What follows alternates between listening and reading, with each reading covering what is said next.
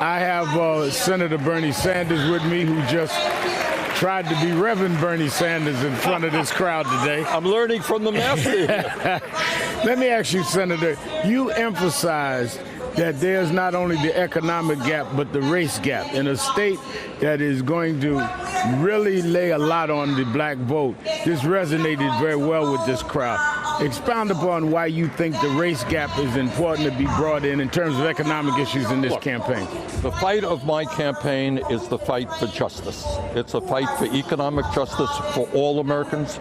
It's dealing with the fact that we have 3 individuals who own more wealth than the bottom half of America. But, Al, what we also have to deal with is the racial disparities that exist in America. There is no defense of the reality that today white families own 10 times more wealth than black families. No defense that African-American black women are paid 61% of what white men are paid for doing the same job.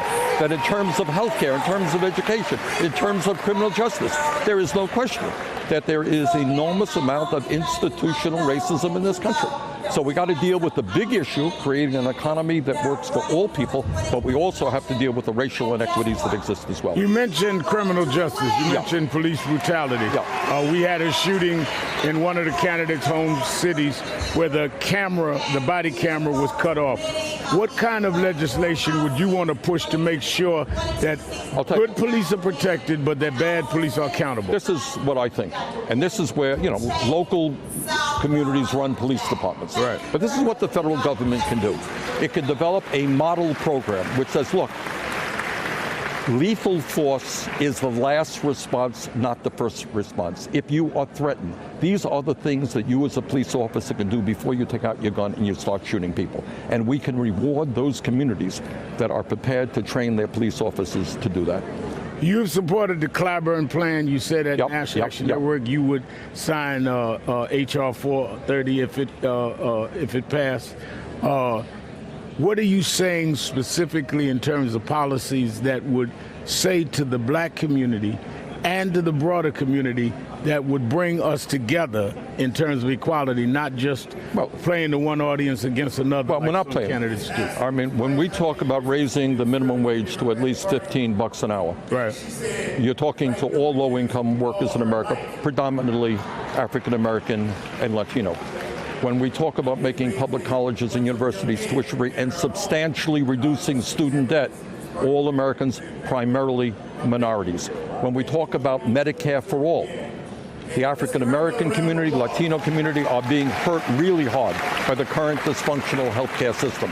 Medicare for all will address those issues, but we are also going to make sure we have more black doctors, more black nurses, more black social workers, because people feel that inequity in their own communities. Let me ask you this. When you talk about Medicare for all, some are saying that socialism.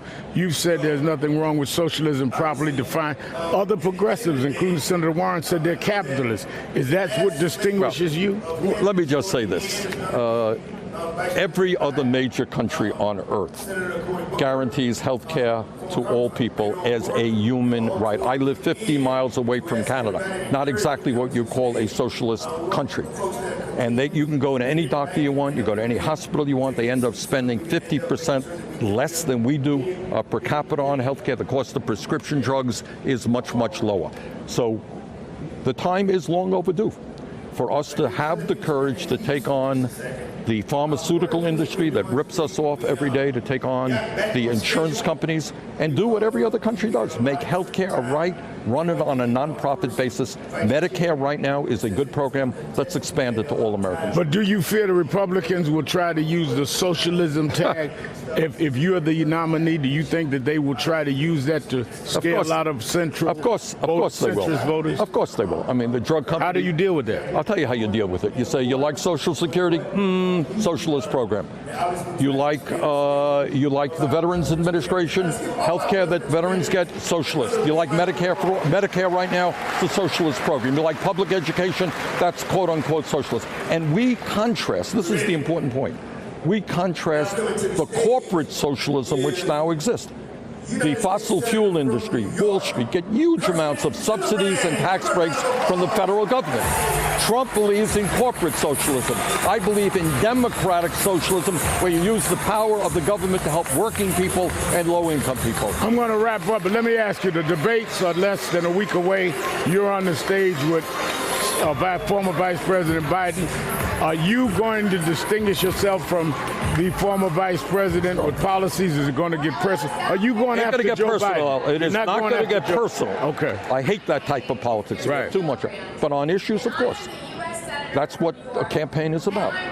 I helped lead the effort against the war in Iraq. Joe's position was different. I voted against disastrous trade agreements. Joe's position was different. I voted against the deregulation of Wall Street. Joe's position was different. So I think what a campaign is about is to talk about our record and talk about our vision for the future. I believe that if we're going to defeat Trump, we need an unprecedented grassroots movement that grows the voter turnout, that brings young people in big time, working people, people of color, to begin to stand up and demand a government that works for all of us, not just the 1%. Some are saying, last question, that you're going down in the polls. Does that bother you? And I don't believe. First of all, I don't. No, you heard the response here. This is the response we're getting all over this country. There are going to be polls that are up, polls that go down. Last time there were 2 people. Now there are 24 candidates. There's a lot of flux in the situation. I'm feeling great about the campaign. I think we have an excellent chance to win. And by the way, if we do win this Democratic nomination, we will defeat Donald Trump. Thank you very much, Senator Sanders. Thank you. Hey there, I'm Chris Hayes from MSNBC. Thanks for watching MSNBC on YouTube. If you want to keep up to date with the videos we're putting out, you can click subscribe just below me, or click over on this list to see lots of other great videos.